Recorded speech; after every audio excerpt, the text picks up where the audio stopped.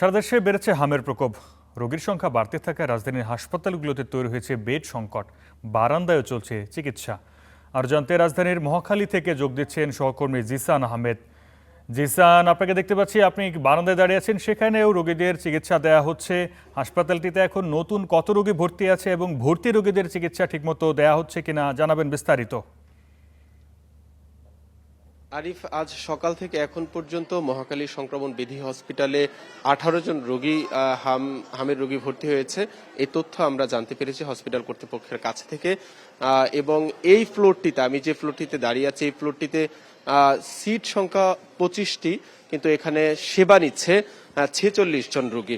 আমরা একটু আগে এখানে একজন নার্সের সঙ্গে কথা বলেছি, তিনি আমাদের যেমনটি জানিয়েছেন যে এখানে এখন পর্যন্ত কোনো মৃতের গতকাল থেকে এখন পর্যন্ত আমরা হসপিটাল কর্তৃপক্ষের সঙ্গে কথা বলেও জানতে পেরেছি যে এখন পর্যন্ত কোনো মৃতের ঘটনা ঘটেনি।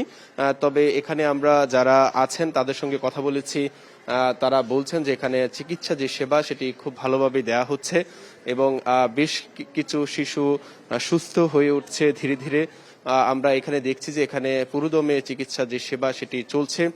আমরা আপনাকে জানিয়ে রাখতে চাই যে গত 24 ঘন্টায়, অর্থাৎ গতকালকে যেই হিসেবটি দেওয়া হয়েছিল স্বাস্থ্য অধিদপ্তর থেকে, সেখানে জানানো হয়েছে যে গত 24 ঘন্টায় কিন্তু সবচেয়ে বেশি হামের আক্রান্ত হয়েছে শিশুরা। এবং হাম আক্রান্তদের মধ্যে রাজশাহীর পরেই কিন্তু ঢাকার অবস্থান। এখন পর্যন্ত হামে মৃত্যু হয়েছে 23 জনের, যার 10 জনই হচ্ছে ঢাকাতে। এবং হামের লক্ষণ নিয়ে সবচেয়ে বেশি মৃত্যু হয়েছে রাজশাহীতে, সেখানে প্রায় 64 জন।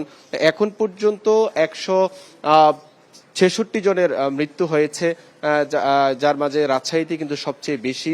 এবং পুরো দেশে হামের যে আক্রমণের যেই সংক্রমণের যেই সংখ্যা সেটি কিন্তু ধীরে ধীরে বাড়ছে।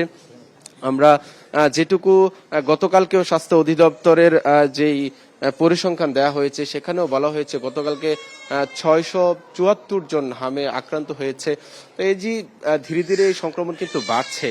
তবে ডাক্তাররা বলছেন যে ভালো চিকিৎসা সেবা দেওয়ার মাধ্যমে আসলে যদি সঠিক সময়ে চিকিৎসা সেবা দেওয়া হয় তাহলে সেক্ষেত্রে অধিকাংশ রোগী আসলে বড় ধরনের ক্ষতি থেকে বেঁচে যাচ্ছে। তো এই ছিল আমার কাছে সবশেষ খবর। আরিফ, ধন্যবাদ জিসান।